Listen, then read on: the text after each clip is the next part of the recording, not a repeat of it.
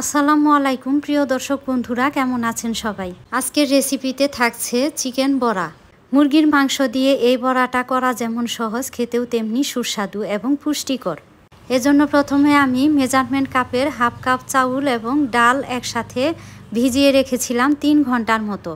এই চাল ডালের মিশ্রণটি আমি ব্লেন্ড করব। আর এখন নিয়েছি মুরগির বুকের মাংস 1 পিস। এটা আমি টুকরো টুকরো করে কেটে নিচ্ছি। আর এই মাংসের টুকরোগুলো আমি ব্লেন্ড করে নিব 4-5 সেকেন্ডের মতো। এই তো দেখতে পাচ্ছেন, ব্লেন্ড করার পরে আমি হলুদ এবং লবণ দিয়ে এটা সেদ্ধ করে নিয়েছি। আর চাউল ও ডালের যে মিশ্রণটা, এটা আমি ব্লেন্ড করে নিয়েছি। এখন একটি মিক্সিং জার নিয়েছি। এই জারে আমি চাল ডালের মিশ্রণ দিয়ে দিচ্ছি আর দিয়ে দিচ্ছি চিকেন কিমাগুলো। এখন দিয়ে দিচ্ছি কাঁচামরিচ কুচি 5-6টি, 1 কাপ পেঁয়াজ কুচি দিয়ে দিচ্ছি, 3-4টি লবঙ্গ, 2টি এলাচ এবং 4-5টি গোলমরিচ গুঁড়ো করে নিয়েছি।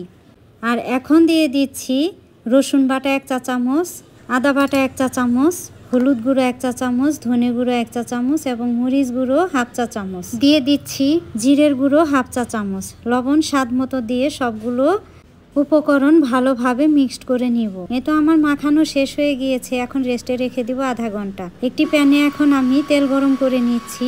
এই তেলে আমি চিকেন বড়াগুলো ভেজে নিব। ঠিক কাবাবের মতো গোল গোল শেপ দিয়ে আমি চিকেন বড়াগুলো ভেজে নিচ্ছি। এ সময়ে চুলার হিটটা লো থেকে মাঝারি হিটে থাকবে এবং বড়াগুলো যখন এরকম গোল্ডেন কালার হয়ে আসবে তখন আমি উল্টে দিচ্ছি। ভালোভাবে উল্টে পাল্টে 2 সাইড ভেজে নিব, যেন ভেতরের অংশটা কাঁচা না থাকে। বড়াগুলো ভাজতে হবে একটু সময় নিয়ে। ফ্রাই করা শেষ। এখন বড়াগুলো আমি উঠিয়ে নিচ্ছি ছাঁকনির সাহায্যে প্যান থেকে এবং তেল ঝরিয়ে নিচ্ছি।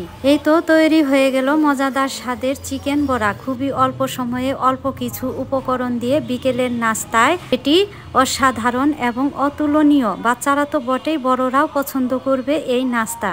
আমি একটি বড়া ভেঙে দেখাচ্ছি। বড়াগুলো অনেকটা ক্রিস্পি হয়েছে এবং ভেতরের সাইডটাও সুন্দরভাবে সেদ্ধ হয়েছে। আজ এ পর্যন্তই। ভালো থাকবেন, সুস্থ থাকবেন। আল্লাহ হাফেজ।